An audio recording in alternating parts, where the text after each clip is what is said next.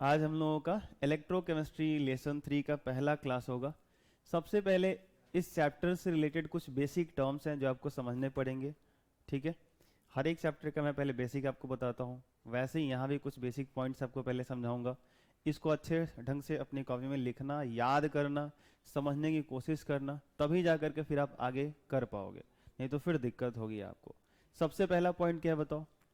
ऑक्सीकरण अवस्था, oxidation state, या इसी को हम लोग बोलते हैं ऑक्सीकरण संख्या, ऑक्सीडेशन नंबर। क्या बोलते हैं? ऑक्सीडेशन नंबर कहिए या ऑक्सीडेशन स्टेट कहिए, ऑक्सीकरण संख्या कहिए या ऑक्सीकरण अवस्था कहिए, दोनों एक ही चीज है, कंफ्यूज मत हो जाना सुन के अलग अलग। तो क्या ये किसी अणु में उपस्थित परमाणुओं पर, हालांकि अणु ना होकर के स्पेसीज वर्ड अगर यूज किया जाए तो काफी बेहतर होगा, क्योंकि स्पेसीज बोलने का ये मतलब होता है कि उसके अंदर परमाणु भी है, अणु भी है, आयन भी है। अब जैसे मैं बोलूं कि लड़का, तो सिर्फ आप लोग इंडिकेट किए जा रहे हैं, मैं बोलूं लड़की तो ये लोग इंडिकेट किए जाएंगे, लेकिन मैं बोलूं विद्यार्थी, स्टूडेंट्स, तो सब आ गए ना उसके अंदर। तो उसमें लड़का भी आ गया, बॉयज भी आ गए, गर्ल्स भी आ गई।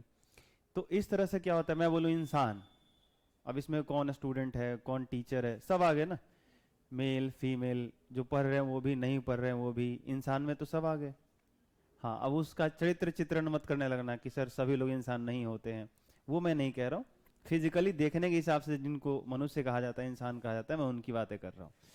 तो यहाँ पे अणु को हटा करके अगर स्पेसीज वर्ड यूज किया जाए तो और बेहतर होगा। तो किसी स्पेसीज में, क्योंकि स्पेसीज बोलने से क्या होता है, वहां पे परमाणु भी आ जाएगा, अणु भी आ जाएगा, आयन भी आ जाएगा, जितने सारे चीज लेना चाहो आप ले सकते हो। आई बात समझ में? केमिकल जो भी होंगे, जिस टाइप के होंगे ले सकते हो। ठीक है, ध्यान रखना। तो किसी स्पेसीज में उपस्थित परमाणुओं पर उपस्थित आवेश की मात्रा, अमाउंट ऑफ चार्ज, कितना उस पर चार्ज प्रेजेंट होता है, उस परमाणु की ऑक्सीकरण अवस्था कहलाती है। एग्जाम्पल समझाता हूं। जैसे आप सभी लोग ये बात जानते होंगे कि जैसे NaCl बहुत फेमस है, तो ये कैसे बनता है, एक इलेक्ट्रॉन लूज करता है, ये गेन करता है, तो इस पे क्या आता है प्लस, इस पे आता है माइनस, +1 -1 ऐसा कुछ। तो ये एक क्या है, अणु है, मॉलिक्यूल है। इसमें जो एक परमाणु सोडियम है, इसको पकड़िए किसी अणु में या किसी स्पेसीज भी इसको बोल सकते हो, किसी स्पेसीज में उपस्थित परमाणु, मतलब इस अणु में ये जो परमाणु है सोडियम और क्लोरीन, इस पर कितना आवेश है, जैसे सोडियम पर कितना चार्ज है, क्लोरीन पर कितना चार्ज है, ये आपको बताना है कि इस पे कितना अमाउंट ऑफ चार्ज है। ये रियल में हो भी सकते हैं कंप्लीटली या नहीं भी हो सकते हैं, ये बात ध्यान रखना। ठीक है, तो कई बार जैसे मान लो कि ऐसे आपसे पूछा जाएगा ऑक्सीडेशन नंबर, ऑक्सीडेशन स्टेट, जैसे H2O की अगर मैं बात करूं पानी वाला, तो आपने ऐसा देखा होगा। अब यहां पे जो है सो कि ऑक्सीजन का आपसे पूछा जाएगा कि बताओ ऑक्सीकरण अवस्था क्या है, ऑक्सीडेशन नंबर क्या है। तो इसमें मोर इलेक्ट्रोनेगेटिव, लेस इलेक्ट्रोनेगेटिव आपको पता होना चाहिए, और ये अच्छे से आप जानते हो कि इलेक्ट्रॉन खींचने की ताकत ज्यादा किस में है, ऑक्सीजन में है, तो ये ज्यादा इलेक्ट्रोनेगेटिव है। तो अभी इन सब के आगे तरीके बताए जाएंगे आपको। क्या होगा कि जैसे यहाँ पे सिंगल बॉन्ड है, तो सिंगल बॉन्ड का मतलब होता है कि एक एक इलेक्ट्रॉन की शेयरिंग है।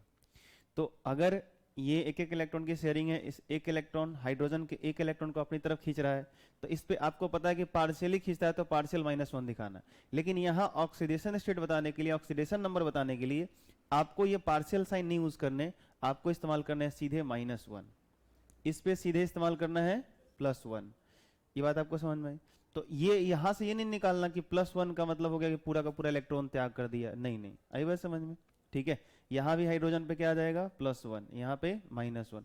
तो आपसे अगर पूछा जाए कि वाटर में, पानी के अंदर H2O में ऑक्सीजन का ऑक्सीकरण अवस्था बताओ, क्या है, -2, -1 -1 दोनों को मिला देना, क्या हो जाएगा, -2। हाइड्रोजन का कितना है, +1 +1, आया समझ में? ठीक है, तो ये ध्यान रखना है, the amount of charge present on the atoms present in a molecule, molecule और स्पेसीज यहां भी आप कर देना। ठीक है, is called the oxidation state of that atom. तो इस सोडियम का ऑक्सीडेशन नंबर आपसे पूछा जाए, ऑक्सीडेशन स्टेट पूछा जाए, तो ऐसे आपको बताना है कि +1 -1, ऑक्सीजन का -2, हाइड्रोजन का +1, हाइड्रोजन का +1। ऐसे ही मान लो मैंने पूछ दिया आपसे, जैसे कैल्शियम ऑक्साइड दे दिया इस तरह से, तो कैल्शियम 2 इलेक्ट्रॉन को लूज करता है इसको, तो ये होता है +2 में, ये होता है -2 में। तो किसी एक मॉलिक्यूल के अंदर, किसी एक स्पेसीज के अंदर जो अलग अलग बहुत सारे एटम होते हैं, जैसे मैंने ऐसे ले लिया, एक और सोच लो, H2SO4 सल्फ्यूरिक एसिड की बात कर रहा हूँ, H2SO4, तो ये एक मॉलिक्यूल है, इसमें हाइड्रोजन भी है, सल्फर भी है, ऑक्सीजन भी है, सबका ऑक्सीडेशन नंबर कुछ ना कुछ होगा, नहीं होगा तो जीरो होगा। ठीक है, आई बात समझ में? अगर कुछ होगा तो वैल्यू निकालने पड़ेंगे, कैसे निकालेंगे, किसका कितना होगा, उसके लिए कुछ रूल्स हमको देखने पड़ेंगे। लेकिन अगर आप ये बता रहे हो कि हाइड्रोजन पे कितना प्लस है, यहाँ सल्फर पे कितना प्लस है, तो ये चीज क्या कहलाता है? ऑक्सीकरण अवस्था, ऑक्सीकरण संख्या, ऑक्सीडेशन नंबर। आई बात समझ में? हाँ, जनरली ऑक्सीजन जो होता है -2 में होता है, सामान्यतः ऑक्सीजन को किस में देखा जाता है? -2 में। रेयरली ऐसा होता है कि -1 में चला गया, -1/2 में चला गया, नहीं तो वो आपका -2 में ही दिखता है। तो ये आपका ऑक्सीकरण अवस्था फर्स्ट पॉइंट है, पहला पॉइंट। दूसरा है कि ऑक्सीकरण अवस्था ज्ञात करने के नियम, कुछ रूल्स हैं जिसको आपको ध्यान रखना है, और इसी के हिसाब से आप ऑक्सीडेशन नंबर अगर फाइंड करोगे तो जल्दी आप फाइंड आउट कर सकते हो, और क्या बोलते हैं उसको, आपको हेल्प मिलेगी आगे चीजों को समझने में। तो पहला तो ये ध्यान रखना है कि जो ग्रुप नंबर 1 होता है, वर्ग 1, मैं किसकी बात कर रहा हूँ? पीरियोडिक टेबल, आवर्त सारणी, देखा आपने? हाँ, तो उसमें जो आपका ग्रुप नंबर 1 होता है पहला, उसमें कौन कौन से एलिमेंट आते हैं, याद है आपको? Hydrogen, lithium.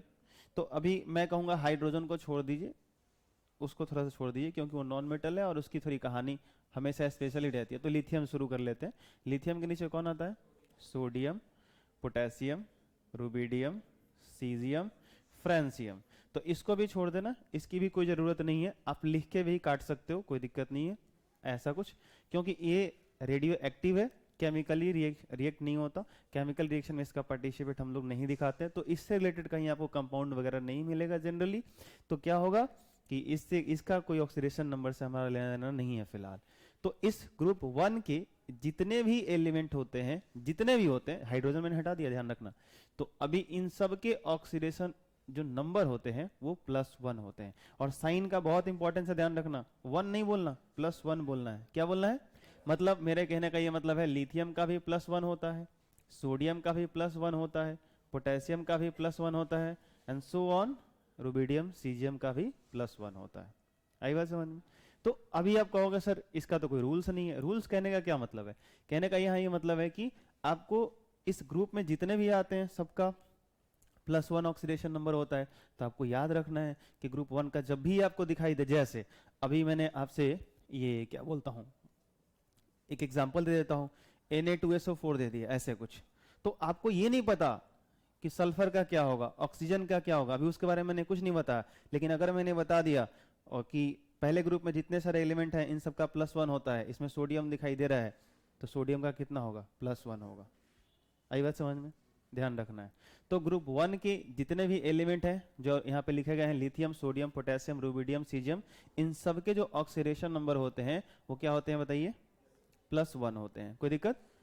दूसरा पॉइंट हमको क्या ध्यान रखना है? दूसरे में ध्यान रखना है कि जो वर्ग 2 के एलिमेंट्स आते हैं, अल्कलाइन अर्थ मेटल कहा जाता है, तो वर्ग 2 के जो आते हैं यानी ग्रुप नंबर 2 के जो एलिमेंट्स होते हैं, इसमें कौन कौन आता है बताओगे? बेरिलियम आता है, मैग्नीशियम आता है, कैल्शियम आता है, स्ट्रॉन्शियम आता है, बेरियम आता है, रेडियम आता है। तो फिर से आप रेडियम को हटा देना, ये फिर से आपका रेडियो एक्टिव है।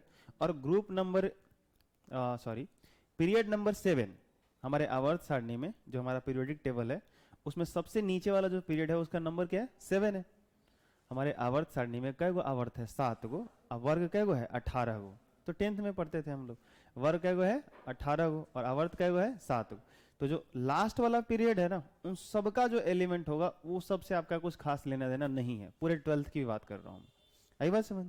ठीक है, हाँ, उनसे ज्यादा कुछ आपका लेना देना नहीं है। तो हमेशा सबसे नीचे वाला जो होगा वो क्या करेंगे? हम लोग छोड़ देंगे। ठीक है, ध्यान रखना। तो यहाँ पे ये बेरिलियम है, मैग्नीशियम, कैल्शियम, स्ट्रॉन्शियम, बेरियम, अब इन सबका जो ऑक्सीडेशन नंबर होता है, इन सबका ऑक्सीडेशन स्टेट या ऑक्सीडेशन नंबर +2 होता है। सबका क्या होता है? +2 होता है, ध्यान रखना। आई बात समझ में? तो ये चीज जो है सो कि ग्रुप 1 के और ग्रुप 2 के ये जो एलिमेंट्स होते हैं इनके ऑक्सीडेशन नंबर फिक्स होते हैं, और इन दोनों का आप अच्छे से ध्यान रखना कि ग्रुप 1 के एलिमेंट कहीं भी दिखाई दे उनका +1, ग्रुप 2 के एलिमेंट कहीं भी दिखाई दे उनका +2। कोई दिक्कत?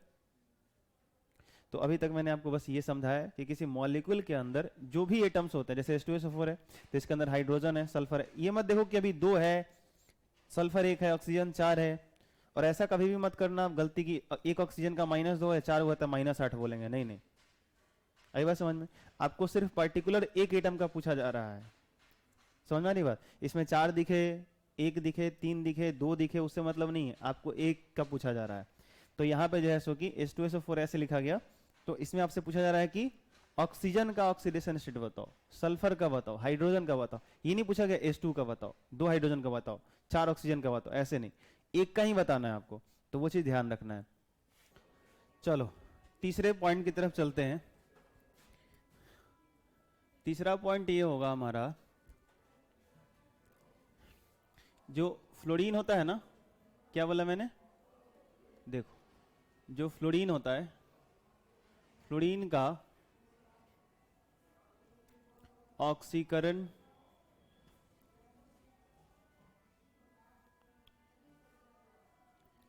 अवस्था, ऑक्सीडेशन स्टेट या ऑक्सीडेशन नंबर हमेशा -1 होता है। क्या होता है? ठीक है, जो फ्लोरीन होता है जिसका परमाणु संख्या कितना है? 9, F, ये वाला, इसका जो ऑक्सीडेशन नंबर होता है हमेशा कितना होता है? -1। ये अकेला ऐसा एलिमेंट है जिसका ऑक्सीडेशन नंबर फिक्स्ड है, बाकी किसी के फिक्स नहीं है। ऑक्सीजन है तो ऑक्सीजन के मैक्सिमम टाइम -2 होते हैं, लेकिन कभी कभी उसका भी वैरी कर जाता है, किसी किसी में आपको -1 मिल जाएगा, कहीं -1/2 मिल जाएगा, तो बदल जाता है, तो प्रॉब्लम आता है उसके साथ। लेकिन ये एक ऐसा है, इकलौता ऐसा है जिसका फिक्स्ड होता है, फ्लोरीन का -1 होता है। यहीं पे एक चीज मेंशन कर लेना चाहिए हम लोगों को। क्या कर लेना चाहिए? मेंशन ये कर लेना चाहिए कि हमको एक मॉलिक्यूल देखने को मिलता है जिसका नाम है F2, फ्लोरीन गैस जिसको आप कहते हो। आई बात समझ में? तो इसमें अगर आपसे पूछा जाए कि जरा ऑक्सीडेशन नंबर बताइए, ऑक्सीडेशन नंबर को मैं ऐसे लिख देता हूं, तो आंसर है यहाँ पे होगा 0। क्या होगा? 0। तो ये इसलिए ऐसा होगा क्योंकि देखो, फ्लोरीन से ही कनेक्टेड है, तो फ्लोरीन जब फ्लोरीन से ही कनेक्टेड है तो इसमें जैसे किसी पर कोई पॉजिटिव निगेटिव आएगा नहीं, तो दोनों सेम जैसो कि क्या बोलते हैं, दोनों का स्ट्रेंथ सेम है, दोनों सेम ही एलिमेंट के एटम है। तो यहां से एक और चीज आप सीख सकते हो, वो क्या है?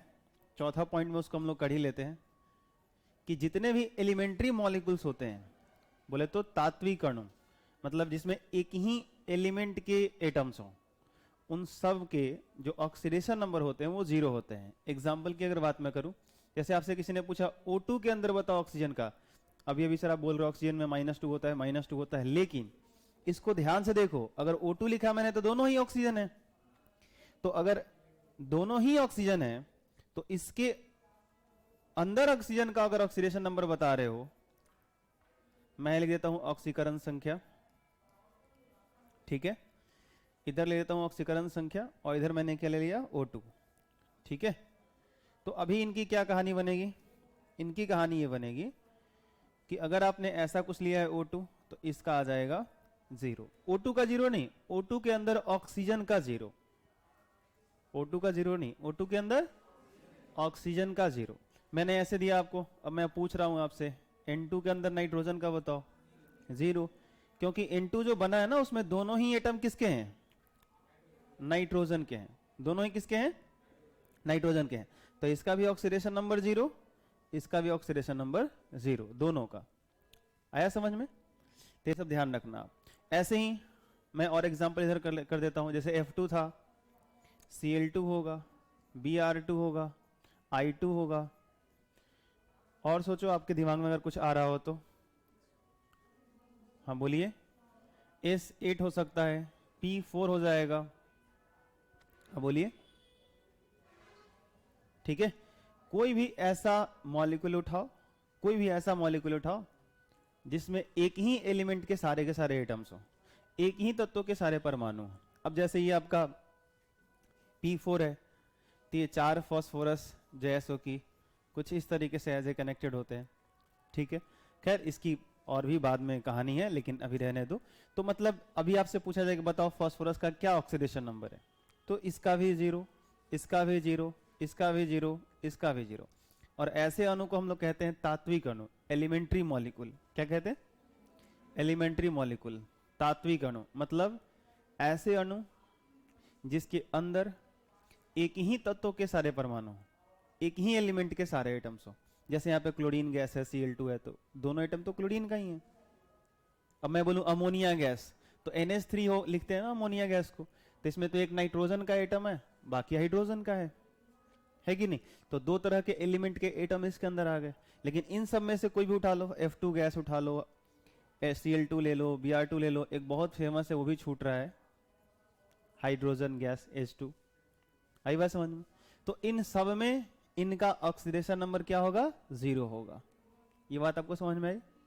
तो ये बात यहां से ध्यान रखना है क्या, कि फ्लोरीन का तो -1 होता ही है। अगर किसी कंपाउंड में दिखा फ्लोरीन तो -1 होगा। सिर्फ F2 अगर ऐसे लिखा हुआ है तो उसके अंदर 0 होगा। और F2 क्यों 0 हो रहा है? क्योंकि देख लो, ऐसे कभी भी किसी एलिमेंट्री मॉलिक्यूल का अगर आप निकालोगे, उसके अंदर एटम का निकालोगे, तो उसका ऑक्सीडेशन नंबर क्या होगा? 0 होगा। कितना? 4 हुआ ना? 5वां पॉइंट देखना, ऑक्सीजन जो होता है, ऑक्सीजन का ऑक्सीडेशन नंबर यानी ऑक्सीकरण संख्या, मैं ऐसे लिख देता हूं, ऑक्सीडेशन नंबर सामान्यतः जनरली -2 होता है। और इस सामान्यतः का मतलब तो ये है कि कहीं कहीं -2 से कुछ अलग भी आएगा। लेकिन इस सामान्यतः जनरली वर्ड का मतलब मैं आपको अपने हिसाब से बताता हूं कि अभी मैं आपको जितना सारा कंपाउंड दूंगा उन सब में -2 ही होगा। तो आपको सोचना ही नहीं है, मैं कोई भी कंपाउंड दूं, अगर -2 से कुछ हट के होगा तो मैं पहले ही आपको बोल दूंगा यहाँ -2 से कुछ डिफरेंट होने वाला है, मैं आपको बताता हूँ, वेट करो, ठीक है।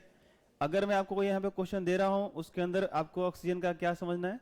-2 समझना है, ठीक है। तो ऑक्सीजन का ऑक्सीडेशन नंबर सामान्यतः क्या होता है? -2 होता है। स्टेटमेंट लिखेंगे हम लोग ऐसे, इससे कुछ इधर उधर नहीं कर सकते, ठीक है। अगला पॉइंट क्या ध्यान रखना है? ग्रुप नंबर 17 के बारे में थोड़ा सा सोचना है। कौन सा? वर्ग 17, आवर्त सारणी का वर्ग 17, जो ग्रुप नंबर 17 होता है, आप लोगों को याद है उसमें कौन कौन आता है?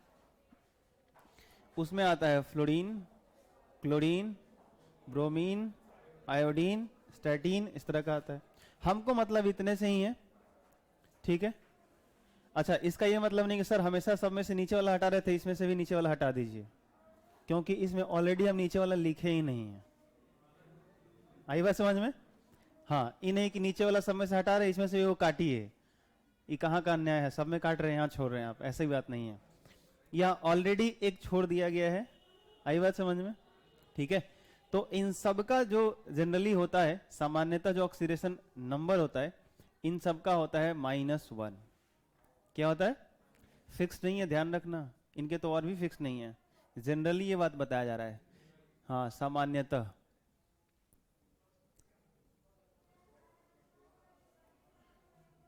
ये अच्छे अच्छे चीजों को बर्बाद कर देता है ये शब्द, ठीक है। सामने वाला आदमी सामान्यतः ईमानदार है।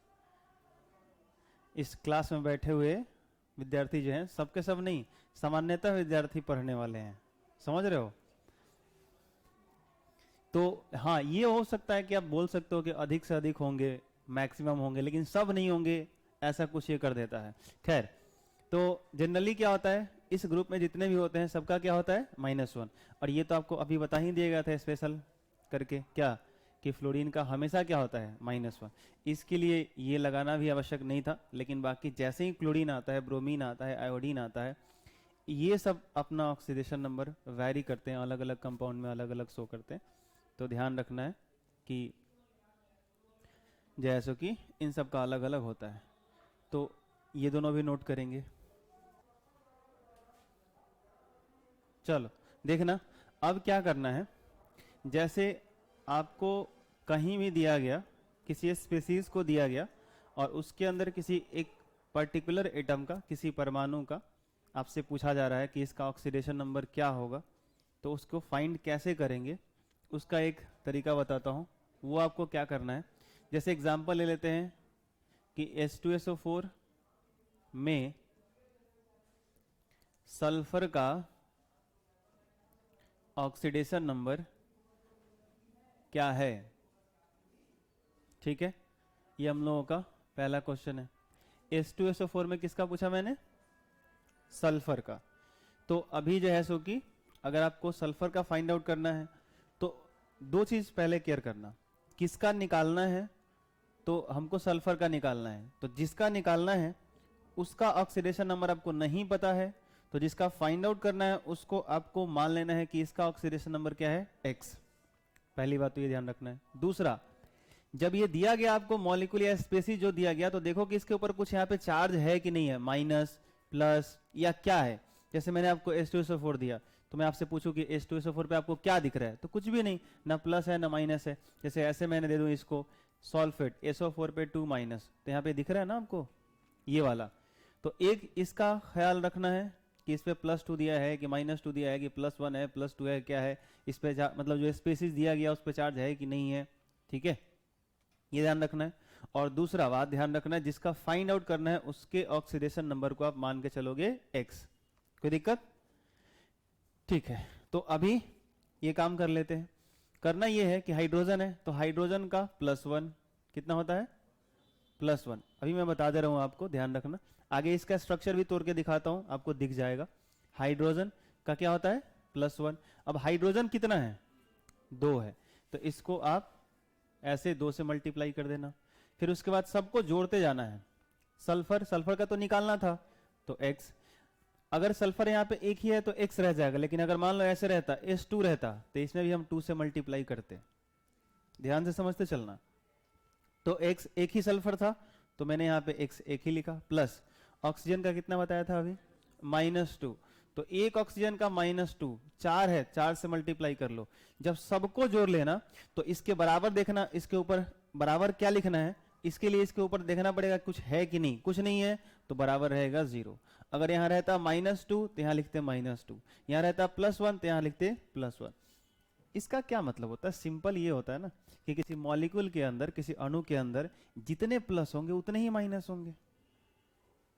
कॉमन सेंस का बात है, सोचो। कोई भी मॉलिक्यूल का जब फॉर्मेशन होता है तो उसके अंदर जितने भी मतलब कुछ एटम जो है सो कि प्लस है, उतने ही क्या होंगे, माइनस वाले होंगे। हाँ या ना? टोटल चार्ज क्या होना चाहिए, 0 होना चाहिए। ये बात आपको समझ में आती है? ठीक है, क्योंकि जब इनका फॉर्मेशन हुआ, खुद दिमाग लगा के सोचो, जब भी किसी मॉलिक्यूल का फॉर्मेशन हुआ होगा तो किसी ने इलेक्ट्रॉन दिए होंगे, किसी ने लिया होगा। तो ऐसा तो नहीं हुआ होगा कि उसने इलेक्ट्रॉन का त्याग किया 3 है, दूसरे वालों को मिला 2। फिर तो ये तो लॉस हो रहा है ना, फिर तो कहीं ना कहीं कुछ गायब हो रहा है। फिर तो law of conservation of mass, law of conservation of charge, द्रव्यमान के संरक्षण का सिद्धांत, आवेश के संरक्षण का सिद्धांत, ये सब गड़बड़ है। आई बात समझ में? तो ये बहुत बारीकी वाली बात है कि कोई भी अगर मॉलिक्यूल के अंदर अगर सोचो तो टोटल पॉजिटिव और टोटल निगेटिव क्या होते हैं, बैलेंस होते हैं। इसके कारण इसके जितने भी, मुझे नहीं पता कि ये अकेले कितना प्लस लेके चल रहा है, इसका एक एटम कितना प्लस लेके चल रहा है, लेकिन इसके अंदर जितने भी हैं एटम्स, सबका अगर प्लस माइनस हम लोग ऐड करें तो रिजल्ट क्या मिलना चाहिए, 0। हाँ, इस पे अगर कुछ दिख रहा है, इन सब पे ओवरऑल कुछ दिख रहा है, तो इसका क्या मतलब है कि इन सबका हम जोड़े तो फाइनली हमको यहाँ पे कुछ दिखना चाहिए, वही चीज दिखना चाहिए, तो इसलिए उसको बराबर कर देंगे। ये बात आपको समझ आई? ठीक है, तो यहाँ पे हम लोगों को कुछ नहीं दिख रहा तो क्या लिख देंगे, 0। अब इससे सरल गणित क्या होगा, 2 एकम 2 प्लस x, ये मल्टीप्लाई करोगे -8 बराबर 0। 2 - 8 -6 बचेगा, इधर भेज दो, x बराबर क्या आ गया। तो H2SO4 में सल्फर का ऑक्सीडेशन नंबर क्या है, +6। समझ आया कैसे निकालना है? चलो ऐसे ही मान लो, अभी मैं इसकी बात कर लेता हूं, दूसरा एग्जांपल, SO4 2-, SO4 पे 2- मैं दे देता हूं। ठीक है, और यहां पे जैसे कि मैं इसको अंडरलाइन कर देता हूं ये पिंक कलर से, तो इसका निकालना है, तो इसका फाइंड कर सकते हो आप, करो कितना आता है, +6 आया, देख लेते हैं। सल्फर 1 है तो x रहेगा, प्लस एक ऑक्सीजन का होता है -2, 4 है तो 4 से मल्टीप्लाई करेंगे, बराबर इधर क्या लिखेंगे, -2, क्या हो जाएगा x माइनस 8 बराबर -2, इधर ये प्लस में आएगा तो बचेगा +6। आया समझ? कोई दिक्कत? ठीक है, तो ये जो है सो कि आपको ध्यान रखना है कि SO4 2- है, यहाँ पे H2SO4 है, उसके अंदर सल्फर का +6 है, यहाँ भी +6 आया, लेकिन इसका मतलब ये नहीं निकाल लेना कि सल्फर का हर जगह +6 होता है। अगर सल्फर का हर जगह +6 होता तो मैं पहले ही रूल्स में ही लिखवा देता कि सल्फर का +6 होता है, रट्टा मार लो। आई बात समझ में? ऐसा नहीं है। एग्जाम्पल और करवाता हूँ, जैसे मान लो इसके अंदर निकालो, SO2 के अंदर निकालो सल्फर का,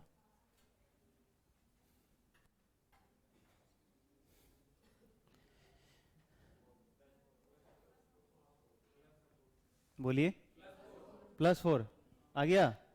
सल्फर का कितना माने x, ऑक्सीजन का -2, 2 से मल्टीप्लाई कर दो बराबर 0, तो x -4 बराबर 0, x बराबर कितना आया +4।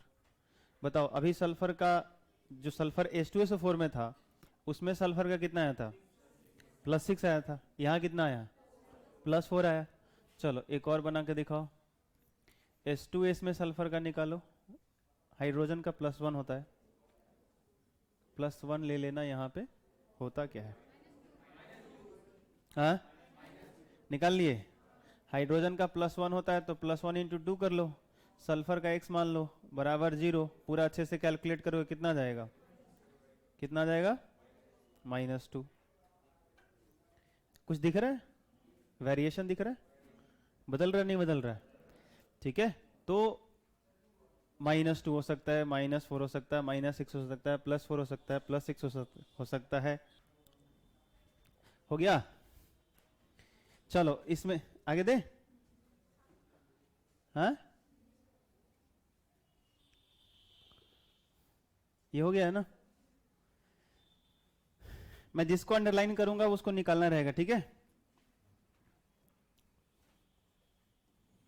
N2O5 में नाइट्रोजन का,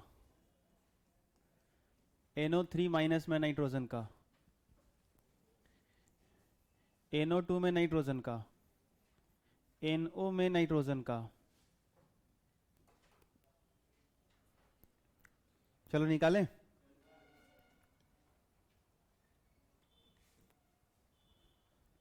इसमें नाइट्रोजन का कितना आया +5, कितने लोगों का +5 आया, ठीक बढ़िया। इसमें नाइट्रोजन का, इसमें भी +5, सही से निकाला आपने, हाँ नाइट x, नाइट्रोजन का x, फिर जो है सो कि ये -6 बराबर -1, इधर जाएगा x बराबर +5, ठीक सही है। इसमें नाइट्रोजन का +4 आया, सही है। इसमें +2 आया, ठीक है। इसमें नाइट्रोजन का कितना आया +5 आया, कितने लोगों का +5 आया इसमें, हाथ उठाइए, ठीक है सही है। इसमें सल्फर का कितने लोगों का +6 आया, ठीक। बीच में आप लोग थोड़ा ज़्यादा उठाइएगा ना तो समझ में आएगा, जिधर हाथवा उठता है उधर दिखता है, लिलीपुटियन की तरह आप लोग ऐसे कर लेते हैं। नहीं सुनेंगे आप लोग, ओ पहली बार सुन रहे हैं। ओ तो लिलीपुटियन होता था प्रजाति को, बहुत छोटा होता था, बहुत छोटा छोटा होता था। अरे आप लोग ये देखे हैं, हाँ पुली, अरे एक बता रहे हैं, एक उस पे, अरे कोई शेर वाला को फिल्म है, शाहरुख खान उसमें डबिंग किया है, सिम्बा वाला, हाँ क्या नाम है उसका, कुछ नाम है उसका उसमें, हाँ वाह क्या बात है, गजब। चलो बताओ तो अनुसंख्या गुण किसे कहते हैं? तो आप फाइंड आउट कर लोगे। सुनिए, अब आपको क्या करना है कि स्ट्रक्चर से कुछ आपको फाइंड आउट करने आना चाहिए, लेकिन हाँ उसके लिए आपको स्ट्रक्चर पहले पता होना चाहिए, तब आप निकाल पाओगे। जैसे H2SO4 मैंने लिखा था सल्फ्यूरिक एसिड का, ठीक है। तो उसका जो स्ट्रक्चर होता है, अगर आप केमिकल बॉन्डिंग पढ़े होंगे फिर तो अच्छी बात है। ये कुछ ऐसे बना सकते हो आप, हालांकि ये अपना हाइब्रिडेशन के हिसाब से बनाया जाता है, लेकिन मैं आपको सिंपल वे में ऐसे बना देता हूँ।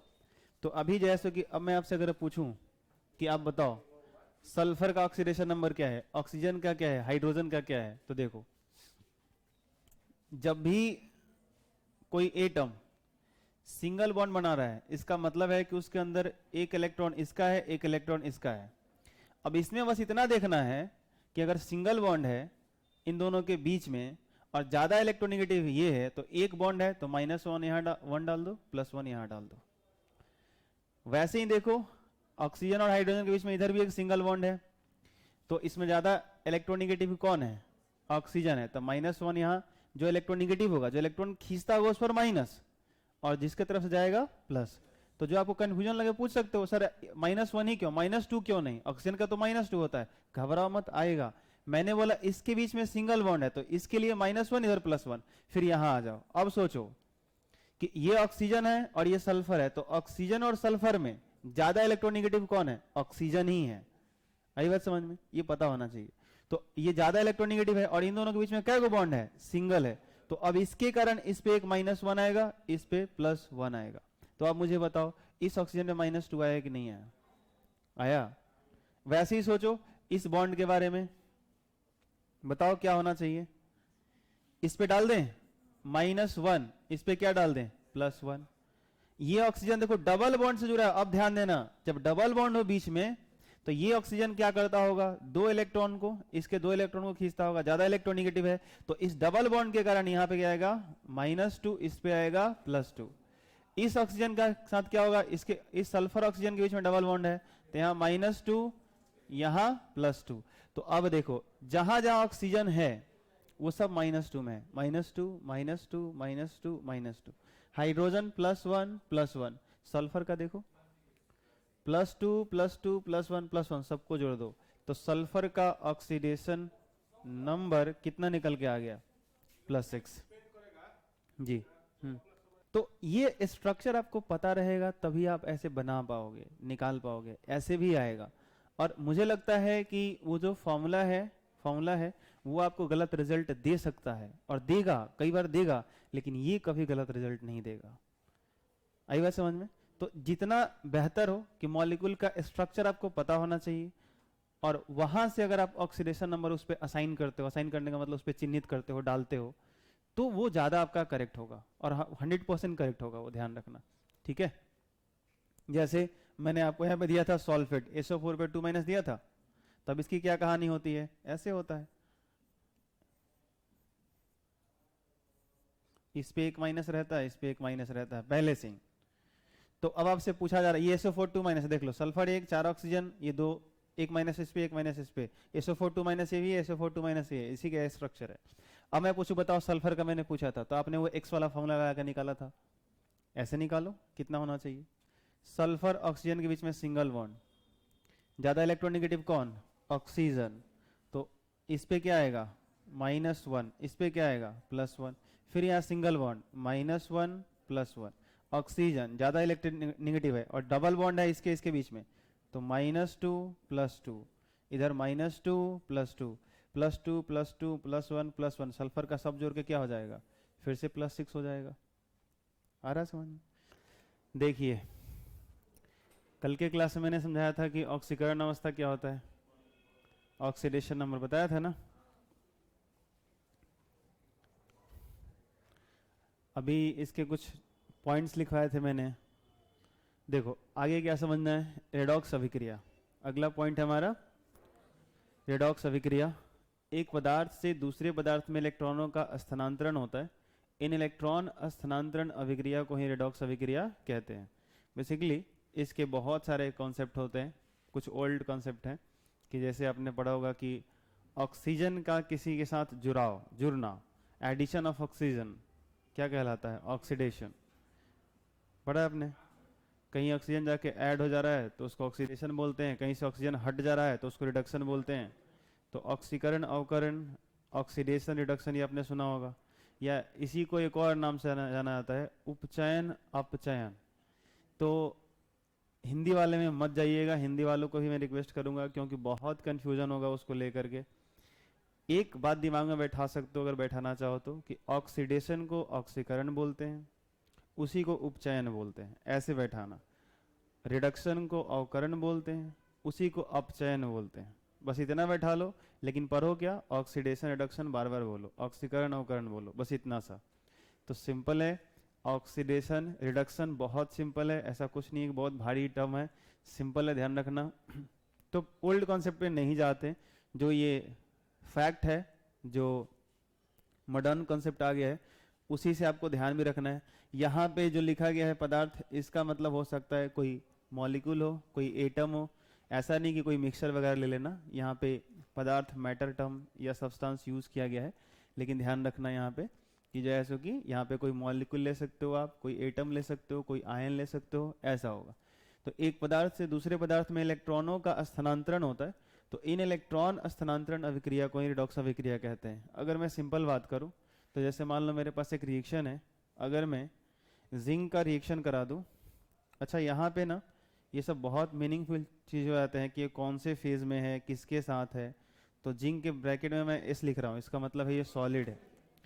यहाँ पे मैं लिख रहा हूँ कॉपर सल्फेट CuSO4, और ब्रैकेट में लिख रहा हूँ AQ। AQ का मतलब एक्वस, जलीय। इसको हिंदी में क्या बोलेंगे, जलीय, मतलब ये वाटर के साथ में।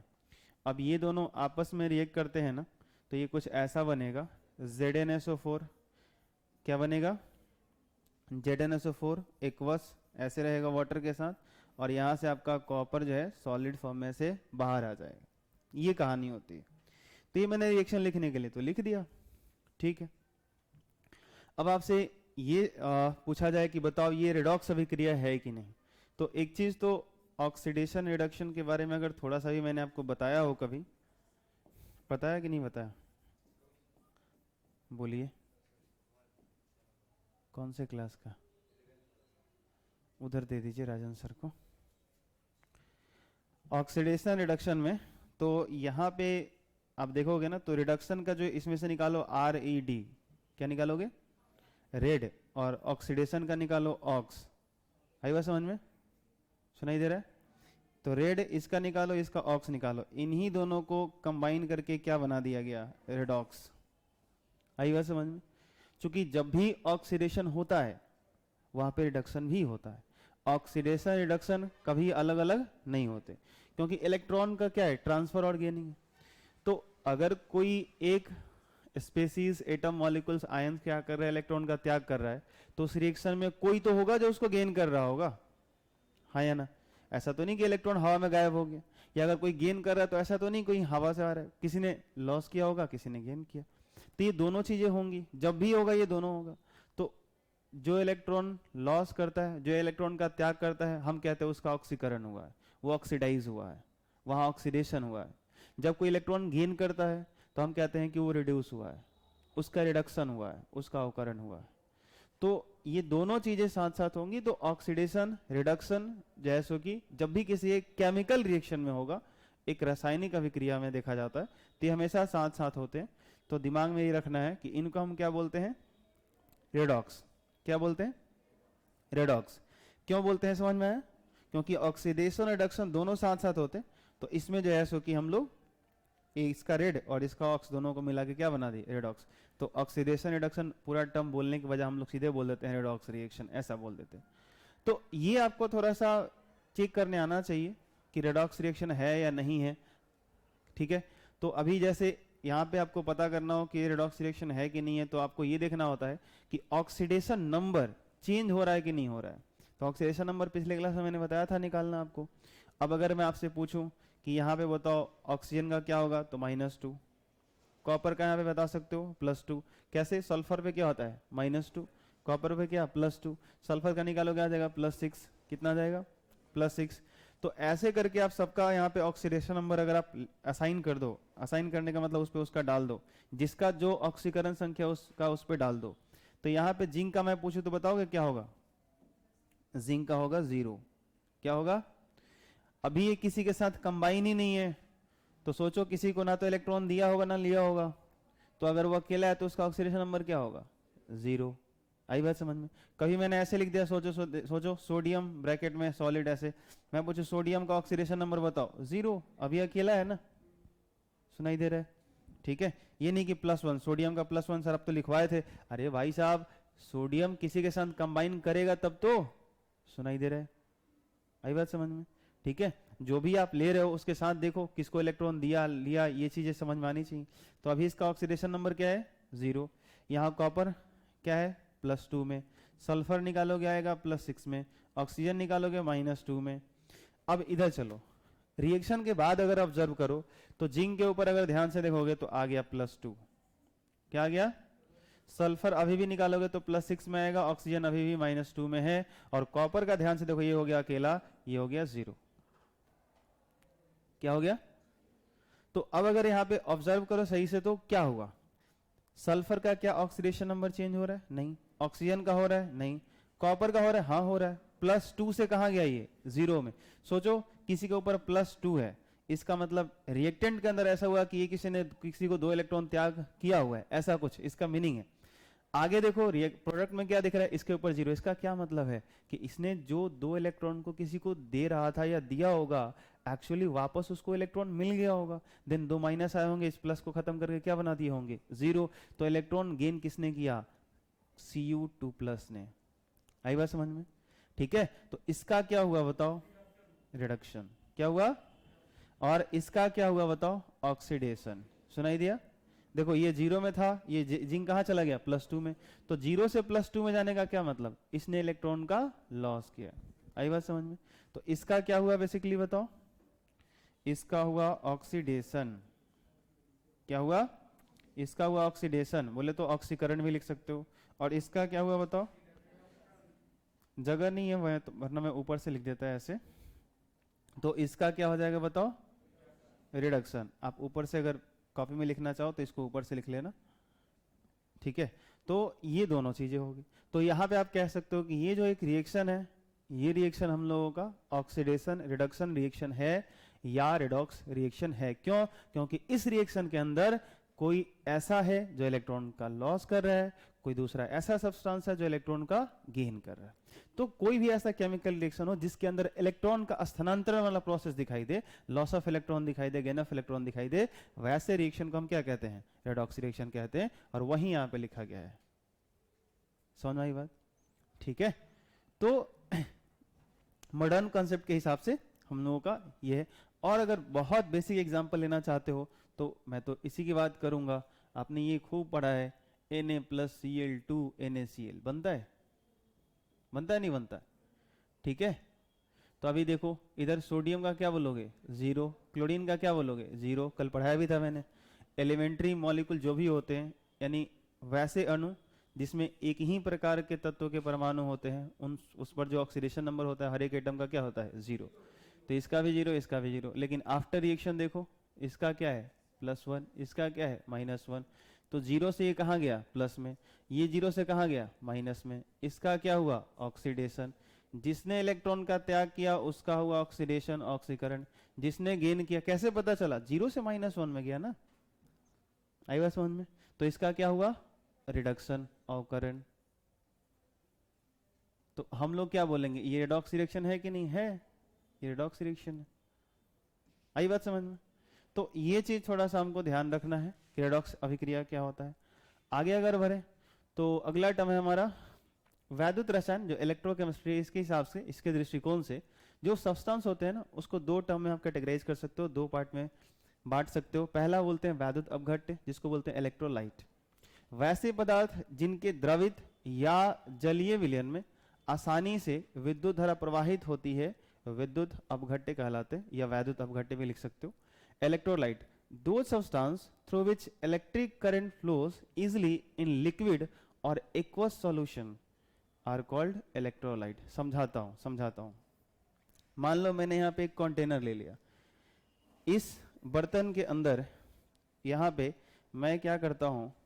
प्योर वाटर ले लेता हूं, शुद्ध जल। क्या ले लिया मैंने? शुद्ध जल। हाँ, शुद्ध जल ले लिया मैंने, तो इससे करंट वगैरह फ्लो नहीं करेगा। प्योर वाटर जो होता है, जो शुद्ध जल होता है, वो इलेक्ट्रिसिटी का बैड कंडक्टर होता है, क्योंकि इनके अंदर आयंस नहीं होते। लिक्विड फेज में चलने के लिए हमको क्या चाहिए होता है? आयंस चाहिए होते हैं। तो प्योर वाटर के अंदर कोई आयंस नहीं मिलेगा।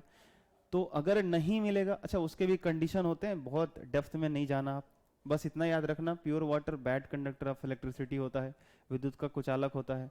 तो अगर ये कुचालक है तो ठीक है, अभी मैं इसके अंदर क्या करता हूं कि कोई ऐसा सब्सटेंस लेकर के आता हूं, जैसे इस वाटर के अंदर मैं कुछ NaCl डाल देता हूं, सॉल्ट डाल देता हूं, नमक। अब आपको पता है Na प्लस Cl माइनस और वाटर पोलर होता है, ये भी पोलर है, जाएगा तो ये टूट जाता है। आम भाषा में सबको पता है नमक घुल जाता है। तो नमक घुलने का मतलब Na प्लस ये अलग हो जाता है, Cl माइनस अलग हो जाता है। तो ये इसको बोलेंगे एक्वस NaCl। क्या बोलेंगे? जलीय NaCl, ऐसा कुछ। तो NaCl और ब्रैकेट में आप ऐसे AQ लगा सकते हो। इसी सिचुएशन को ऐसे दिखाते हैं, ठीक है। तो ये ऐसे अलग अलग टूट जाएगा। अब आप ऐसे भी कह सकते हो कि जो आपका Na प्लस आयन है उसके ब्रैकेट में AQ लिख दो, उसको पानी ने घेर रखा है। जो Cl माइनस है उसको किसने घेर रखा है? पानी ने घेर रखा है। ऐसे कुछ ऐसे भी दिखा सकते हो आप। तो अब इसके अंदर आयंस प्रेजेंट है। अब आप चाहोगे इस वाटर से करंट फ्लो करवाना ना, तो करंट फ्लो होगा, इससे विद्युत धारा प्रवाहित होगी। ये बात आपको समझ में आई? तो यहां पे अगर आप किसी चीज को वाटर में डाल रहे हो, प्योर वाटर तो क्या था? बैड कंडक्टर था। जो शुद्ध जल था, जब प्योर वाटर था, अकेला पानी था, तो वो क्या था? कुचालक था। लेकिन जब ये आपने NaCl लिया, इसको आपने पानी के साथ मिला दिया। अच्छा NaCl ऐसे एक बार और ये भी समझ लो, NaCl है, पहले शुद्ध अवस्था में NaCl है, तो ये कौन से फेज में रहता है? ठोस अवस्था में, सॉलिड फेज में रहता है। अब आप मान लो किसी बर्तन में NaCl ले लो, नमक ले लो, और ये ठोस अवस्था में है, क्या चाहोगे इससे इलेक्ट्रिसिटी फ्लो करवाना? तो कर जाएगी। क्या विद्युत धारा चलेगा इससे? सॉलिड स्टेट में पढ़ा हमने कि जो आयनिक सॉलिड होते हैं, जो आयनिक ठोस होते हैं, पढ़ा हमने आयनिक ठोस। तो क्या होते हैं? वो ठोस अवस्था में विद्युत के कुचालक होते हैं। वो ठोस अवस्था में विद्युत का चालन नहीं करते, उनसे इलेक्ट्रिसिटी फ्लो नहीं होती। शुरू शुरू में ही पढ़ा था हमने। क्यों नहीं होते? क्योंकि आयंस फ्री नहीं होते। आई बात समझ में? लेकिन इसी NaCl में अब पानी जब मिक्स कर दे रहे हो, तो Na प्लस और Cl माइनस ये जो आयंस हैं वो क्या हो जा रहे हैं? फ्री हो जा रहे हैं। और जैसे ही फ्री हो जाएंगे तो क्या हो जाएंगे? अब ये जो NaCl का जो जलीय अवस्था है, जो एक्वस फेज है, ये इलेक्ट्रिसिटी का गुड कंडक्टर हो जाएगा। तो अब आप इसको कह सकते हो वैद्युत अपघट्य, इलेक्ट्रोलाइट। इसको क्या कहेंगे? ये बात आपको समझ में आई? ठीक है। तो ये चीज ध्यान रखना है कि वो सब्सटेंस जिसको आप अगर वाटर के साथ डिसॉल्व कर दो, ठीक है, या ऐसा कर दो उसको लिक्विड फेज में कन्वर्ट कर दो, उसका मोल्टेन फेज ले लो, लिक्विड फेज यानी द्रवित अवस्था, मतलब उसको गला दो। मतलब NaCl को ही पानी में मत मिलाओ, इसको इतना गर्म कर दो, इतना गर्म कर दो कि ये खुद ही लिक्विड फॉर्म में कन्वर्ट कर जाए। आप मेरी बात समझ पा रहे हो? कोई सॉलिड चीज है, ऐसा होता है ना, गर्म करते हो तो धीरे धीरे क्या होगा? वो लिक्विड फेज में जाएगा। वो ठोस अवस्था से किस अवस्था में जाएगा? द्रव अवस्था में। तो आपको पानी में नहीं डालना, आपने कोई ऐसा आयनिक सॉलिड लिया, उसको हिट करते गए करते गए करते गए करते गए, इतना हिट कर दिया आपने कि वही गल गया, वही मेल्ट कर गया, वो उसी के आयंस फ्री हो गए। तब भी क्या करेगा? वो इलेक्ट्रिसिटी का गुड कंडक्टर हो जाएगा, विद्युत का चालन करेगा। क्योंकि उसमें क्या चाहिए? फ्री आयन चाहिए। उसको क्या चाहिए?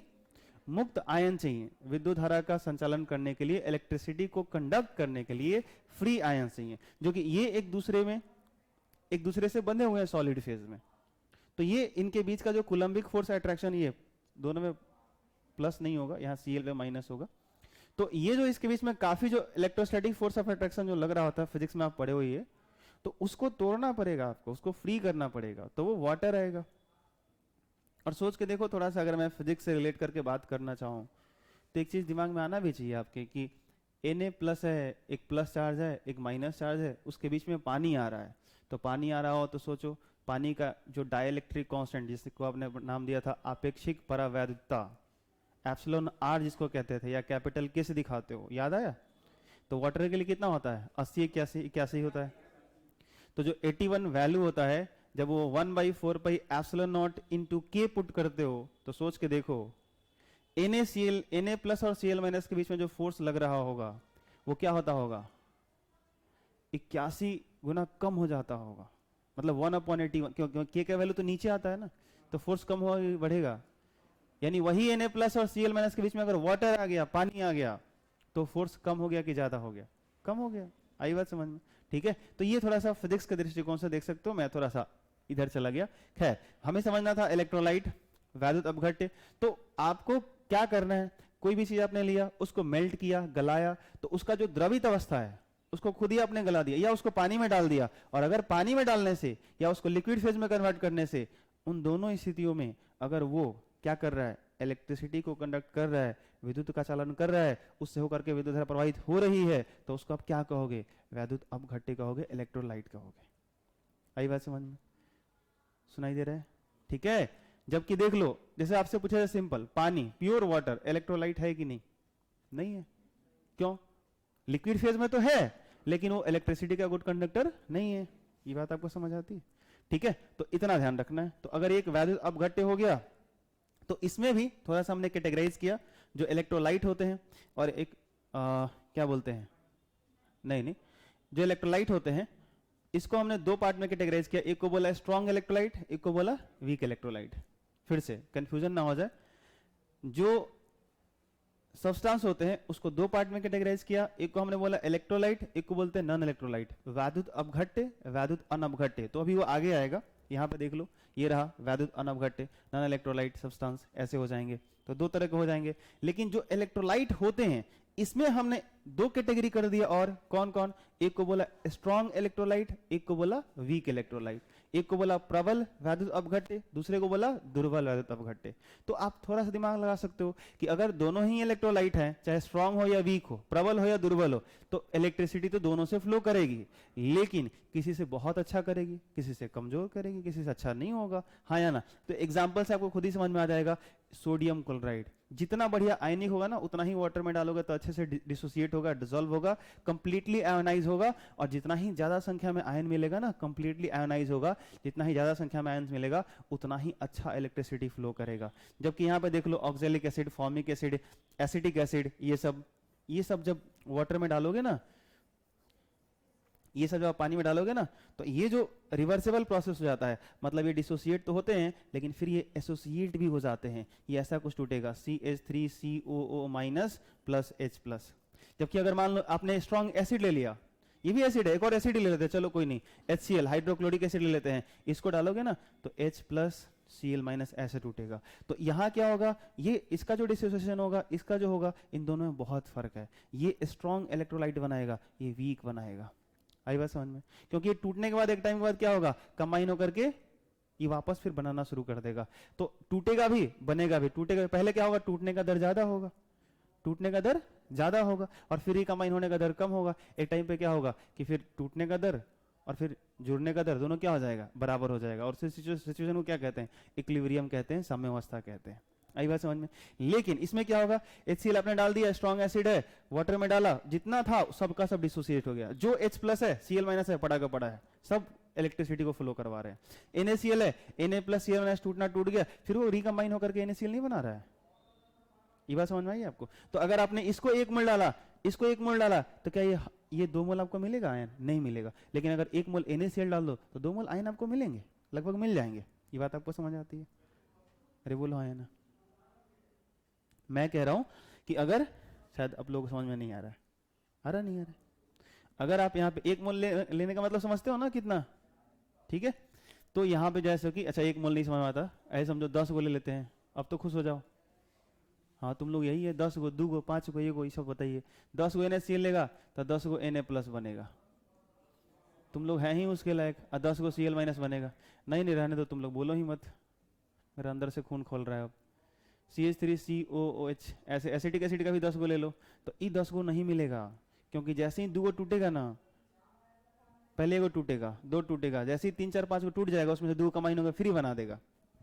समझ में आया? तो पूरे उस सॉल्यूशन में कभी 10 का 10 टूटा हुआ नहीं मिलेगा। एक टाइम पर रेट फिक्स हो जाएगा कि 5 को टूट रहा है तो 5 को बन रहा है, 5 को टूट रहा है तो 5 को बन रहा है। तो हमेशा अगर आपके पूछे कि बर्तन में बताओ कितना जो है सो कि आयन है, तो 5 को ये वाला मिलेगा और 5 को ये वाला मिलेगा, 10 को कभी भी इसका नहीं मिलेगा। जबकि 100% अगर डिसोसिएशन होता, जितना डाला आपने सब टूट जाता, तो 10 को ये वाला भी मिलता, 10 को ये वाला भी मिलता, तो इसका भी 20 को मिलता, इसका भी 20 को मिलता। लेकिन ऐसा नहीं होगा। ये स्ट्रॉन्ग इलेक्ट्रोलाइट बनाता है, ये वीक इलेक्ट्रोलाइट है। ये बात समझ में है? ठीक है, चलो। तो ये थोड़ा सा ध्यान रखना कि कहीं अगर आता है कि इलेक्ट्रोलाइट क्या है, तो इलेक्ट्रोलाइट हम लोग उसको बोलते हैं जिसको अगर मेल्ट करो या उसको पानी के साथ इस्तेमाल करो तो उससे अगर इलेक्ट्रिसिटी फ्लो होने लगे तो उसको क्या बोलेंगे, इलेक्ट्रोलाइट बोलेंगे। ठीक है, आप किसी चीज को पानी के साथ यूज कर रहे हो और इलेक्ट्रिसिटी फ्लो ही नहीं कर रही है, इलेक्ट्रोलाइट नहीं है, उसको वैध अपघटन नहीं बोलेंगे। आई बात समझ में? ठीक है, तो यहाँ पे जैसे हम लोग का वही है, वैसा पदार्थ जिनके जलीय विलयन से विद्युत धारा का प्रवाह नहीं होता है वैद्युत अनवघट्य कहलाते हैं। ठीक है, सिंपल सा चीज है। आगे अगर बात करें तो अगला टर्म आता है हमारा क्या, इलेक्ट्रोड। यहां से ध्यान से सुनना और एक एक टर्म को और बेहतर तरीके से समझना, क्योंकि अब धीरे धीरे सब चैप्टर की तरफ बढ़ रहा है। जो जो बेसिक पॉइंट से मैं आपको समझा दे रहा हूँ, धातुओं से बनी ऐसी परत या तार जिसकी सहायता से विद्युत धारा प्रवाहित होती है, इलेक्ट्रोड कहलाता है। ये डायग्राम आपको दिख रहा होगा, इसमें ये वाला जो रॉड आपको दिख रहा है ना, इसी को हम लोग इलेक्ट्रोड बोलेंगे। ये जिंक का रॉड, ये कॉपर का रॉड आपको जो दिख रहा है, इसी को इलेक्ट्रोड। ये पूरा डायग्राम क्या है, इसकी कहानी अभी आगे है, ज्यादा दिमाग मत लगाना इसमें, बस इस पे ध्यान दो। इसको क्या बोलते हैं, इलेक्ट्रोड। क्या बोलते हैं, पर धातुओं से बनी ऐसी परत, हो सकता है यहाँ पे, ये तो रॉड है, ये वायर है, रॉड है ऐसे समझ लो, नहीं तो हो सकता है ये प्लेट के फॉर्म में भी रहते हैं। किसके फॉर्म में रहते हैं, हाँ प्लेट्स के फॉर्म में रहते हैं। तो वही कहा गया, मेटल से बना हुआ एक ऐसा आपका वायर हो सकता है या परत हो सकता है, लेयर हो सकता है, जिसकी सहायता से विद्युत धारा प्रवाहित होती है। एक तार इसमें जोड़ देते हो, एक तार इसमें जोड़ देते हो, बाकी बात इलेक्ट्रिसिटी से फ्लो करती है, ये सर्किट को कंप्लीट करके रखते हैं। तो इनको हम कहते हैं इलेक्ट्रोड। तो कोई बेस ज्यादा टफ चीज है नहीं वैसे। ठीक है, सिंपल एक छोटा सा डेफिनेशन है और डायग्राम में आपको दिख रहा है तो समझना आपके लिए बहुत आसान है। आगे अगर बात करूं तो जो इलेक्ट्रोड होते हैं वो दो प्रकार के होते हैं। कौन कौन, एनोड और कैथोड। इलेक्ट्रोड कितने प्रकार के होते हैं, दो। कौन कौन, एनोड और कैथोड। ध्यान से सुनना और जो बता रहा हूं यही दिमाग में बैठाना। ठीक है, there are two types of electrode, anode and cathode. पहला, वह इलेक्ट्रोड जिस पर ऑक्सीकरण हो, एनोड कहलाता है। यही लाइन याद रखना। ठीक है, कई बार दिमाग में ये बैठा लेते हैं हम लोग कि जो धनात्मक होता है उसको एनोड बोलेंगे, जो ऋणात्मक होता है उसको कैथोड बोलेंगे। तो ये मत बैठाना, दिमाग में ये रखना, वह इलेक्ट्रोड जिस पर ऑक्सीकरण होता है क्या कहलाता है, एनोड कहलाता है।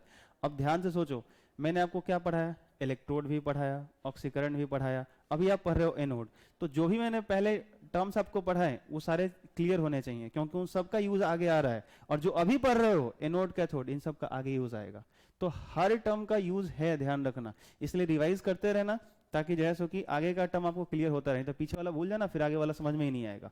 ठीक है, तो एनोड क्या होता है, वह इलेक्ट्रोड जिस पर क्या होता है, ऑक्सीकरण। ऑक्सीकरण क्या है बताओ, अभी तो पढ़ा हमने। ऑक्सीकरण कहां होता है, रिमूवल ऑफ ऑक्सीजन हाइड्रोजन का कॉन्सेप्ट हम नहीं पूछ रहे हैं आपसे, हम ये बता रहे थे अभी आपको, इलेक्ट्रॉन के रेस्पेक्ट में बता रहे थे। अगर कोई इलेक्ट्रॉन का त्याग कर रहा है, जहां इलेक्ट्रॉन का लॉस हो रहा है, तो उसको क्या बोलेंगे, ऑक्सीडेशन। आई बात समझ में? तो जिस इलेक्ट्रोड पर, अब इतना समझ लो, जिस इलेक्ट्रोड पर इलेक्ट्रॉन का त्याग होगा वो हमारा क्या कहलाएगा, एनोड कहलाएगा, क्योंकि वहां होगा ऑक्सीकरण।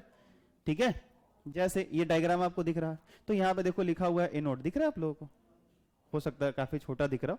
यहाँ क्या लिखा हुआ है, कैथोड। तो अभी देखो यहाँ क्या दिख रहा है आपको, साइन देखो जरा, माइनस। तो कभी आपको एनोड पर माइनस दिखेगा, कभी आपको एनोड पर प्लस दिखेगा। लेकिन ध्यान रखना, ये नहीं कि अगर ये पकड़ के बैठोगे कि एनोड माइनस होता है या प्लस होता है तो फिर गलत हो जाएगा और फंसोगे, कहीं ना कहीं तो फंसोगे। लेकिन जैसे अभी आगे पढ़ेंगे तो आपको समझ में आएगा धीरे धीरे। ये अगर दिमाग में रहा ना कि जहां पे ऑक्सीडेशन होता है उसको हम एनोड बोलते हैं, तो ये कभी नहीं फंसोगे। यहाँ माइनस रहे या प्लस रहे, एनोड लिखा हुआ है तो देखो नीचे क्या लिखा हुआ है, ऑक्सीडेशन, ऑक्सीकरण। तो जिस पे ऑक्सीडेशन होगा, जहां ऑक्सीडेशन होगा वो हमारा क्या कहलाएगा, एनोड। और जहां होगा रिडक्शन वो हमारा क्या कहलाएगा, कैथोड। कोई दिक्कत? अरे बोलो, समझ में आया कि नहीं आया? आया? तो यहां पे जो है सो कि वापस आ जाओ, कैथोड। अब क्या होता है, कैथोड देखो, वह इलेक्ट्रोड जिस पर अवकरण हो क्या कहलाता है, कैथोड। ठीक है, तो जहां ऑक्सीकरण हो वो एनोड है और जहां अवकरण हो वो कैथोड है। एकदम सिंपल सा है। ठीक है, बस इन सब का यूज है आगे, इसलिए मैं एक एक लाइन करके आपको आराम आराम से ये लिख दिया हूं। नोट कर लेना, रिवाइज करोगे, दिमाग में बैठ जाएगा कि कब क्या बोलना है, किसको एनोड बोलेंगे, किसको कैथोड बोलेंगे, और वो लाइन बोलो जो कभी भी गलत ना हो, ये ध्यान रखो। इसमें सबसे पहला टर्म आपको समझना है, इलेक्ट्रोड पोटेंशियल। इलेक्ट्रोड व्यूह क्या होता है, कैसे फाइंड करते हैं इलेक्ट्रोड पोटेंशियल, उसकी पूरी कहानी क्या है। तो चलो समझते हैं। मान लेते हैं यहाँ पे हम लोगों का एक ये कोई पात्र है, कंटेनर है, ठीक है। इसमें एक सॉल्यूशन लिया गया और वो सॉल्यूशन आपका किसका बताओ, ZnSO4 का। क्या बोलो, हाँ, जिंक सल्फेट का इसमें एक सॉल्यूशन ले लिया हमने। और इसके अंदर हम क्या करते हैं, एक रॉड जिंक का है, एक जिंक का रॉड इसके अंदर डिप कर देते हैं।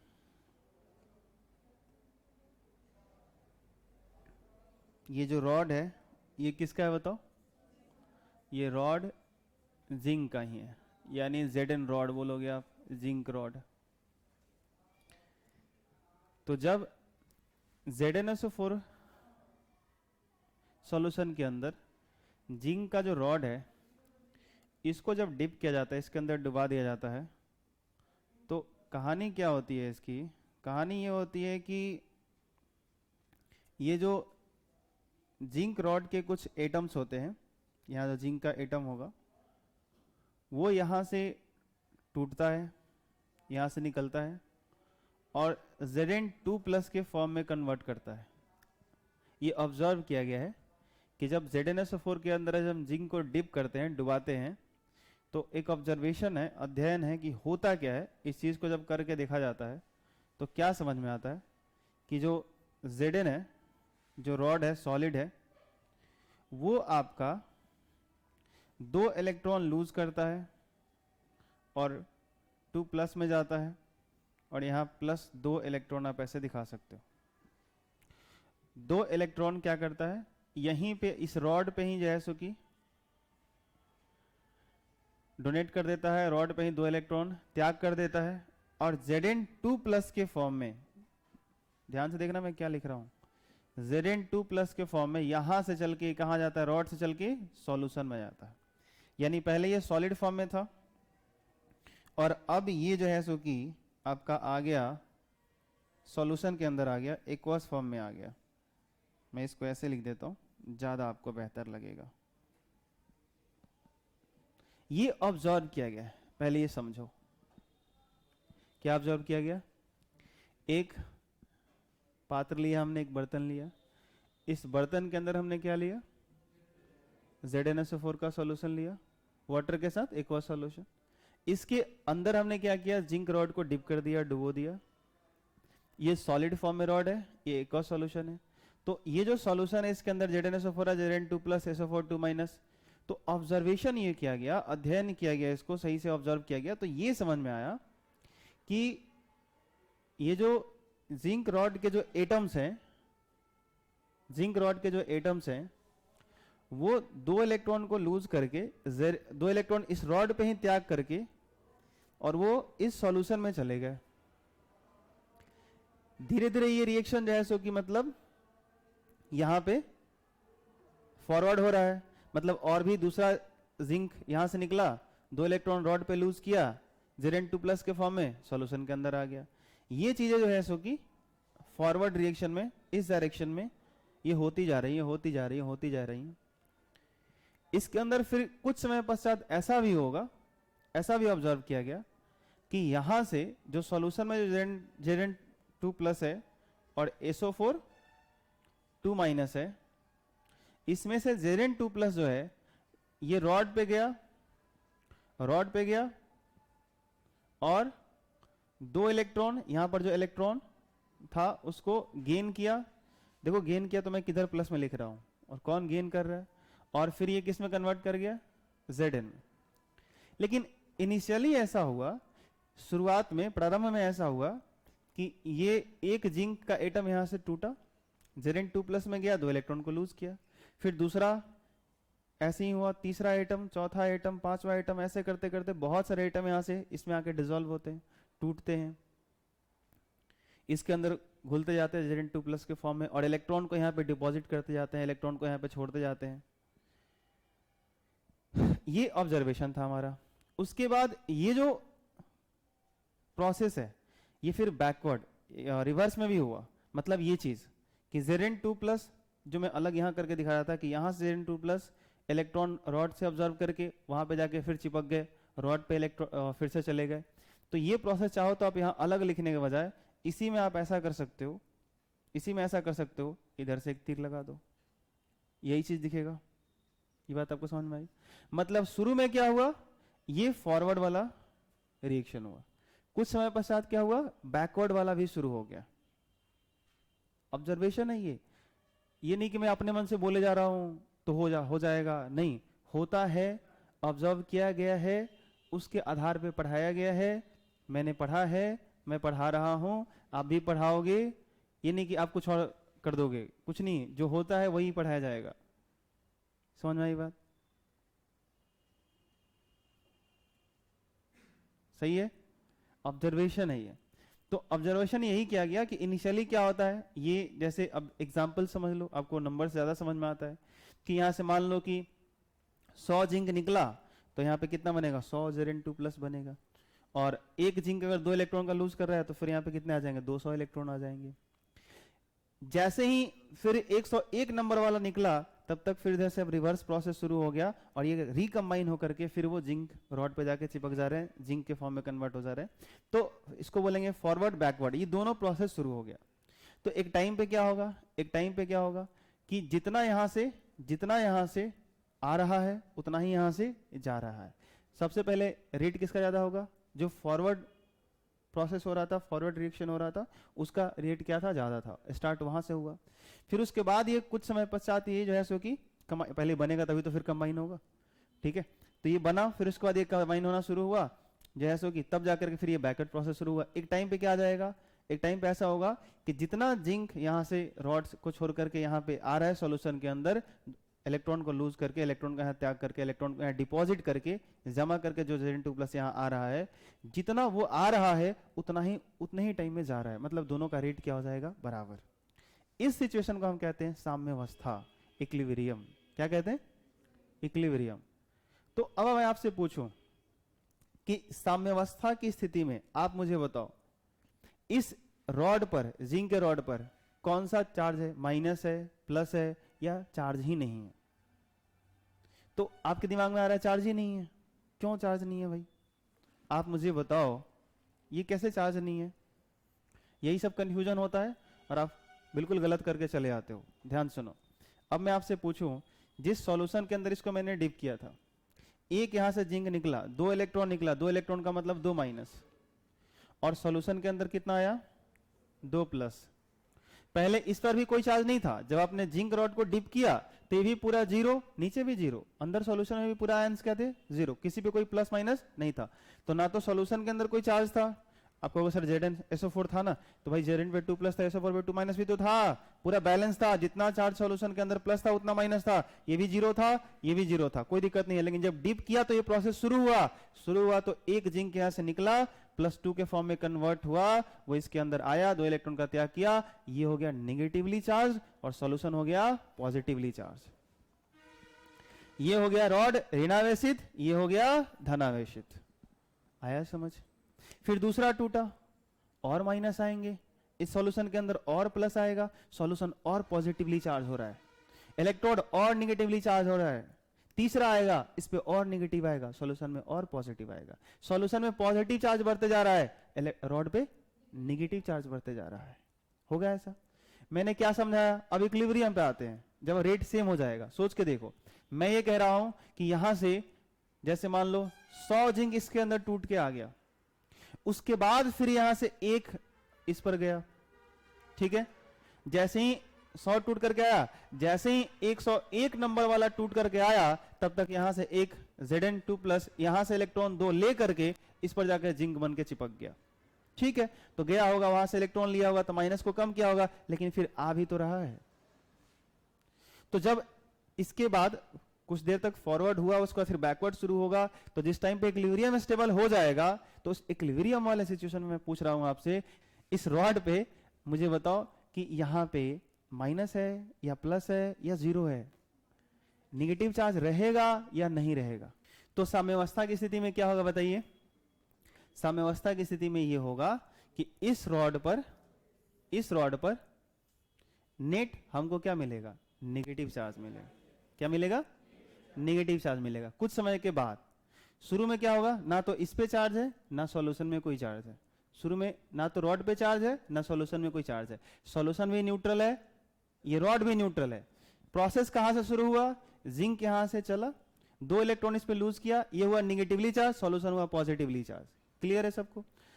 अब उसके बाद क्या होगा कि दूसरा जिंक आएगा, वैसे टूटा, तीसरा आया, चौथा आया, फिर धीरे धीरे इसमें इतना कंसंट्रेशन ज्यादा हो गया कि अब यही प्रोसेस क्या होने लगा, रिवर्स होने लगा। फिर वो फॉरवर्ड नहीं जा रहा, बैकवर्ड डायरेक्शन में जाने लगा। तो यहां से जब ये जाएगा तो यहाँ के चार्ज को कम करेगा, जब प्लस वाला माइनस पे जाएगा तो कम ही करेगा। लेकिन उस जैसे ही इधर से जाने का रेट और अब जो आ रहा है उसका रेट बराबर हो जाएगा। लेकिन जब आप एक नेट इफेक्ट देखोगे, कुल प्रभाव जिसको कहते हैं, फाइनल रिजल्ट देखोगे, तो अब इस रॉड पे आपको क्या मिलेगा, माइनस माइनस दिखेगा, और ये सॉल्यूशन आपको कैसा दिखेगा, पॉजिटिवली चार्ज दिखेगा, और वो इक्विलिब्रियम हमेशा बना रहेगा। ये बात आपको समझ में आई पहले। तो ये ऑब्जर्वेशन है हमारा, ये ऑब्जर्व किया हमने कि जब एक जिंक सॉल्यूशन के अंदर जिंक के रॉड को डिप किया जाता है तो ये चीजें हमको देखने को मिलती है कि जो जिंक रॉड हो जाता है, जिंक रॉड जो होता है वो निगेटिवली चार्ज हो जाता है, और जो हमारा सॉल्यूशन है वो पॉजिटिवली चार्ज हो जाता है। क्लियर। अब आपको एक चीज पता है कि अगर किसी पे निगेटिव चार्ज होता है तो उसके कारण उसका कुछ निगेटिव पोटेंशियल होता है, और अगर कोई पॉजिटिवली चार्ज होता है तो उसके कारण उसका कुछ अपना पॉजिटिव पोटेंशियल होता है। फिजिक्स में तो पढ़ा ही हमने अभी। अब मैं आपसे पूछूं कि जैसे मान लो इसका पोटेंशियल है -2 वोल्ट, इसका पोटेंशियल है +2 वोल्ट, तो मैं आपसे जानना चाहता हूं कि इन दोनों का पोटेंशियल डिफरेंस कितना है, विभवांतर कितना है। 4 है ना, नहीं है क्या? इन दोनों का पोटेंशियल डिफरेंस कितना है? अच्छा ऐसे सोचो ना कि अगर इसका 0 रहता, इसका +2 रहता, तो डिफरेंस कितने का होता, 2 का। अरे ये -2 है, 0 से और नीचे जाना पड़ेगा, तो इसका पोटेंशियल का डिफरेंस कितना है, 4 वोल्ट का। ये बात समझ में आया? तो डेटा पे मत जाओ, मैं ये कह रहा हूं कि ये निगेटिवली चार्ज हो गया रॉड, ये सॉल्यूशन पॉजिटिवली चार्ज हो गया, तो इसका सॉल्यूशन का कुछ पॉजिटिव पोटेंशियल होगा, हाँ या ना? होगा। इस सॉल्यूशन का कुछ पॉजिटिव पोटेंशियल होगा, इस रॉड का क्या होगा, कुछ निगेटिव पोटेंशियल होगा, हाँ या ना? कोई दिक्कत? तो इस रॉड और इस सॉल्यूशन दोनों का जो पोटेंशियल है, एक का पॉजिटिव एक का निगेटिव, इन दोनों का जो पोटेंशियल डिफरेंस आएगा, इन दोनों का जो विभवांतर आएगा, उसको हम कहते हैं इलेक्ट्रोड पोटेंशियल। ध्यान से, कहते हैं इलेक्ट्रोड पोटेंशियल, लेकिन वो पोटेंशियल नहीं है। कहते हैं इलेक्ट्रोड पोटेंशियल, लेकिन वो पोटेंशियल नहीं है, पोटेंशियल डिफरेंस है, वो पोटेंशियल डिफरेंस है। मुसीबत है, तकलीफ है, मतलब ये कि इसको निकालने का जो फंडा है, जो तरीका है, अपने आप में बहुत प्रॉब्लम है, उसमें एरर आते हैं बहुत सारे, आप खुद ही देख लोगे, अब थोड़ी देर में आपको समझ में आ जाएगा कि क्या दिक्कत है, क्या प्रॉब्लम आएगा। लेकिन पहले आप ये दिमाग में बैठाओ कि जो इलेक्ट्रोड पोटेंशियल आप कह रहे हो, तो पोटेंशियल किसी एक पॉइंट का होता है, किसी एक बॉडी का होता है, किसी एक पार्टिकल का, किसी एक चीज का होता है। लेकिन आप यहाँ पे क्या कह रहे हो, जब आपको इलेक्ट्रोड का पोटेंशियल डिफाइन करना है तो इसके पोटेंशियल को कैसे डिफाइन किया जा रहा है, उस पर ऑब्जर्व करो कि यहाँ पे इस सॉल्यूशन का जो पोटेंशियल है, इस रॉड पे जो पोटेंशियल है, इन दोनों का जो डिफरेंस आया, उस डिफरेंस को इस इलेक्ट्रोड का पोटेंशियल कहा जाता है।